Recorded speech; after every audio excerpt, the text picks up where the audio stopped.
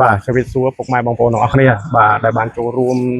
ជាមួយនឹងមូលនិធិរបស់សមាគមយើងខ្ញុំសសយុសនៅប្រចាំការនៅខេត្តបន្ទាយមានជ័យនេះជាសម្ភារៈជាក់ស្ដែងដែលបងប្អូនបានចូលណាបាទជំរាបសួរដល់អាដាមលោកជំទាវលោកស្រីពិសេសថ្នាក់ដឹកនាំសមាគមសម្ព័ន្ធយុវជនដើម្បីសន្តិភាពក៏ដូចជាអគ្គលេខាធិការរងក៏ដូចជា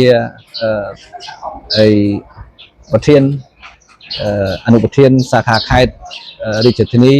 ក៏ដូចជាសមាជិកសមាជិកាទាំងអស់បាទសូមជម្រាបផងដែរថ្ងៃនេះពួកខ្ញុំជាអគ្គលេខាធិការរងទទួលបន្ទុកខេត្តព័ត៌មានក៏ដូចជាលោកជុនបរិយទាំងអស់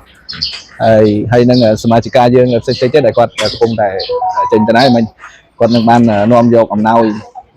ហើយនឹងមានប្រសង់ផងដែរបាទបាននាំយកអំណោយហ្នឹងយកមកចែកជូនដល់បងកងទ័ពហើយនៅ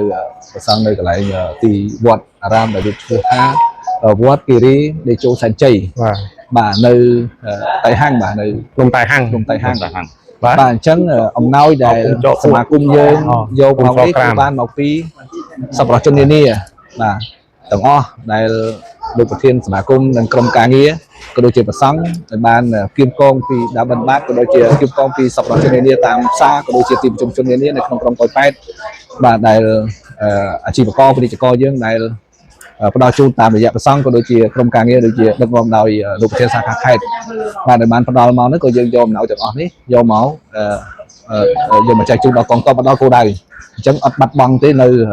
អំណោយដែលបងប្អូនអាជីវករនិងពាណិជ្ជករដែលផ្ដល់ឲ្យមកនេះគឺអត់មានបាត់បង់ទេគឺយកមកដល់គោលដៅហើយឥឡូវម៉ោងនេះគឺមកដល់វត្តនេះតែម្ដងដើម្បីបែងចែកយកទៅឲ្យកងកម្លាំងដែលកំពុងឈរជើងការពារបូរណភាពទឹកដីយើងនៅតាមបន្ទាត់ព្រំដែននៅក្នុងភូមិសាស្ត្រខេត្តបន្ទាយមានជ័យហើយសូមបញ្ជាក់ផងដែរថារាល់បងប្អូនអាជីវករពាណិជ្ជករដែលធ្លាប់ផ្ដល់ឲ្យតាមរយៈសមាគមយើងខ្ញុំនេះតែមានការដឹកនាំពីអាយដាមសុកច័ន្ទភក្តីដែលជាប្រធានសមាគមហើយនឹងលោកបណ្ឌិតអ៊ីសខុនអគ្គលេខាធិការរងសមាគមនិងថ្នាក់ដឹកនាំផ្សេងៗទៀតនៅក្នុងសមាគមហ្នឹងក៏បានតែងតែជួយបាទតែងតែគៀងកោពីសប្បុរសជននានាដូចជាប្រធានសាខាខេត្តហ្នឹងគឺតែងតែទទួលបានអំណោយពីផ្សេងៗមកគឺយកមកចែកជូនដល់វិរៈកងទ័ពយើងហើយពេលឃើញប្រជាពលរដ្ឋណាដែលមានជីវភាពខ្វះខាតក៏យកទៅប្រគល់ជូនដល់ពួកគាត់បន្ថែមទៀតនេះគឺទឹកចិត្តដល់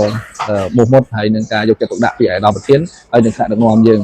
នឹងខេត្តពិសេសខាងខេត្តបន្ទាយមានជ័យយើងកន្លងមកក៏សកម្មដែរជាមួយនឹងប្រសង់បាទគៀងកោតាមផ្សារតាមអីផ្សេងយកទាំងកម្លាំងកាយកម្លាំងចិត្តចំណាយទាំងសាំងឡានចំណាយទាំងថវិកាផ្ទាល់ខ្លួនចូលរួមចំណាយជាមួយនឹងបងប្អូនអាជីវករនិងពាណិជ្ជករយើង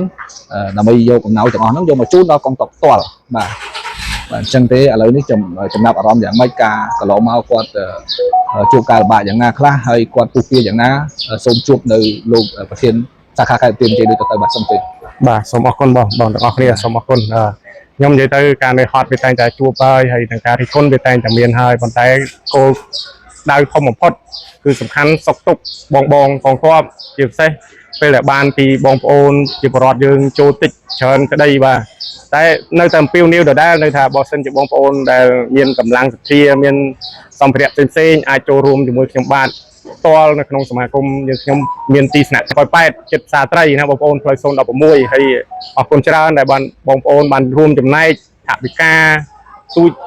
តិចច្រើនក្តីណាជូនដល់សមាគមយើងខ្ញុំហើយពួកខ្ញុំនឹងសច្ចា